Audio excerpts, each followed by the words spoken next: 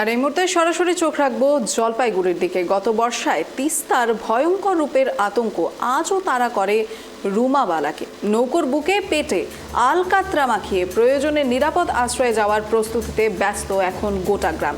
এ বিষয়ে আমরা সরাসরি কথা বলবো আমাদের প্রতিনিধি শুভশ্রী সরকারের সাথে। শুভশ্রী, এই মুহূর্তে কিন্তু এই নদী ভাঙনের যে ভয়, সেই ভয়ে কিন্তু গ্রাস করছে সেই গ্রামবাসীকে। কি জানতে পারছো এই বিষয়ে? দেখো, আবহাওয়া দফতর সূত্রে যেটা আমরা জানতে পেরেছিলাম যে 1 জুন থেকেই কিন্তু বঙ্গে বর্ষা ঢুকে গিয়েছে, কিন্তু সেই সময় জলপাইগুড়ি শহরে কোনো রকমের বৃষ্টির ছিটে ফোঁটাও কিন্তু দেখা যায়নি। কিন্তু গত 3 দিন যাবৎ জলপাইগুড়ি শহরে হালকা থেকে মাঝারি বৃষ্টিপাত হচ্ছে।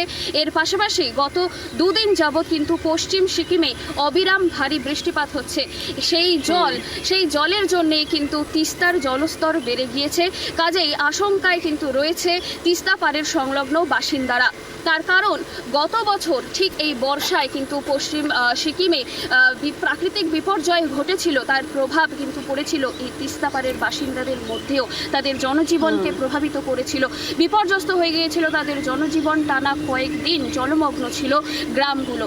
তিস্তা পাড়ের সংলগ্ন যে গ্রামগুলো রয়েছে সেই গ্রামগুলোর মধ্যে কিন্তু যোগাযোগ বিচ্ছিন্ন হয়ে গিয়েছিল। আর স্বাভাবিকভাবেই তাদের সেই সময়ে কিন্তু একমাত্র ভরসা ছিল নৌকো। সেই নৌকো করেই তারা পারাপার হয়েছিল নিরাপদ আশ্রয়ে যাওয়ার জন্য। এবছর বর্ষার বৃষ্টি জলপাইগুড়ি শহরে শুরু হতেই সেই চিন্তায় কিন্তু পুনরায় তাদেরকে গ্রাস করছে যে সেই গত বছরের ভয়ঙ্কর স্মৃতি কি এবছরও ফিরে আসবে।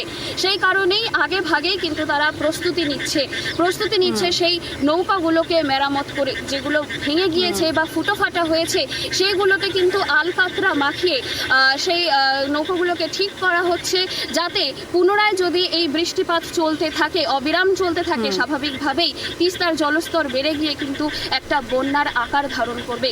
তাই সেই জায়গা থেকে তারা যাতে নিরাপদ আশ্রয় যেতে পারে, সেই কারণেই সেই নৌকাগুলোকে কিন্তু তারা ঠিক করে রাখছে। এর পাশাপাশি তোমাকে আমি জানিয়ে রাখবো যে গতকাল মালবাজার সংলগ্ন যে কুমলাই নদী রয়েছে সেখানে কিন্তু হরপাবান এসেছিল। এছাড়াও সিকিমে ভূমিধসে মারা গিয়েছে, প্রাণ হারিয়েছে 4 জন। এই ঘটনাগুলি কিন্তু কোনোভাবেই চাপা থাকেনি। সংবাদ মাধ্যম, সোশ্যাল মিডিয়ার মাধ্যমে কিন্তু তিস্তা পাড়ের যে বাসিন্দারা তারা কিন্তু এই ঘটনা সম্পর্কে অবগত। স্বাভাবিকভাবেই তাদের যে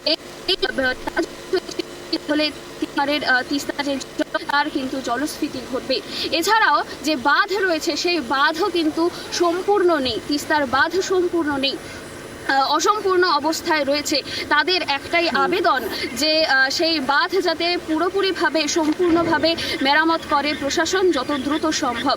এই বিষয়ে কিন্তু আমরা কথা বলেছিলাম প্রশাসনের সঙ্গে। তাদের কাছ থেকে আমরা যেটা জানতে পেরেছি যে এই মুহূর্তে যেহেতু বর্ষার বৃষ্টি চলছে, সেই বর্ষার কারণেই কিন্তু কাজ তারা থামিয়ে রেখেছে। কারণ বর্ষাকালে কোনোভাবেই এই কাজ করা সম্ভব নয়। বর্ষা যখন একটু স্বাভাবিক হবে পরিস্থিতি, বৃষ্টি খানিক ধরবে, তখন কিন্তু পুনরায় এই কাজ চালু হবে এবং বাঁধের যে অসম্পূর্ণ কাজ সেটা সম্পূর্ণ করা হবে। আর তাহলেই কিন্তু খানিকটা হলেও জল কম ঢোকার আশঙ্কা রয়েছে এই তিস্তা পাড় সংলগ্ন যে গ্রাম সেই গ্রামগুলিতে।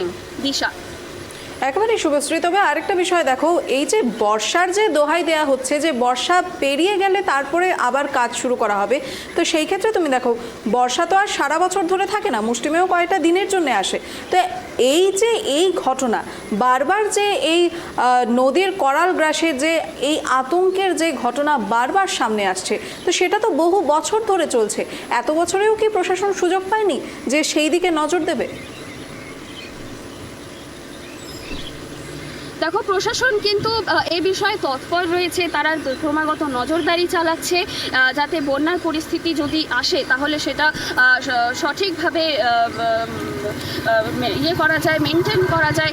কিন্তু যেটা তুমি বললে যে এত বছরেও কি এই বাঁধগুলো দেওয়া সম্ভব হয়নি, বাঁধগুলো দেওয়া হয়েছে, কিন্তু বারংবার হয়তো সেগুলো কোনো কারণে ভেঙে যায়, কোনোভাবে সেগুলো ক্ষতবিক্ষত হয়ে যায়, পুনরায় সেগুলো প্রত্যেক বছর মেরামতি করতে হয়। সেই মেরামতির কাজই চলছিল। বাঁধ কিন্তু রয়েছে, কিন্তু সেগুলো সঠিকভাবে মেরামত করা নেই, সম্পূর্ণভাবে সঠিকভাবে নেই। কাজেই সেইগুলোই কাজ শুরু হবে বর্ষার পর, এমনটাই কিন্তু প্রশাসন সূত্রে আমরা জানতে পেরেছি। পেরেছি। এছাড়াও আরেকটি বিষয় আমি তোমাকে বলে রাখবো যে এই বৃষ্টি এতদিন কিন্তু অনাবৃষ্টি ছিল পয়লা জুনের পর থেকেও, তখন চাষিদের বেশ দুর্ভোগ পোহাতে হয়েছে যে ফসল শুকিয়ে একদম। যাচ্ছিল। এখন খানিক দুদিন আগে অবধিও বৃষ্টি হওয়াতে কিন্তু তাদের মুখে হাসি ফুটেছিল। পুনরায় যখন একদম। এই বৃষ্টি এতটা অবিরাম হচ্ছে বৃষ্টি, আর বৃষ্টির জল যে এসে জমছে তিস্তাতে, তিস্তার জলস্ফীতির কারণে কিন্তু খেতেও জল জমে যাচ্ছে। আবার কিন্তু সেই হাসি ফুটলেও তাদের আবার সেই চিন্তার মুখে পড়তে হচ্ছে, সমস্যার সম্মুখীন হতে হচ্ছে কৃষকদের। দিশা। একেবারে ধন্যবাদ শুভশ্রী।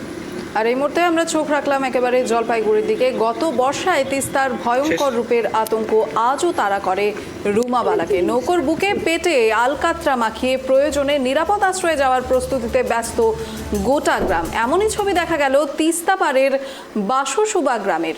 আর সেই ছবি এই মুহূর্তে আপনারা দেখতে পাচ্ছেন। এই মুহূর্তে বর্ষার আতঙ্ক থেকে নিজেদেরকে নিস্তার পাওয়াতেই প্রত্যেকটি নৌকোয় আলকাতরার প্রলেপ লাগানো হচ্ছে।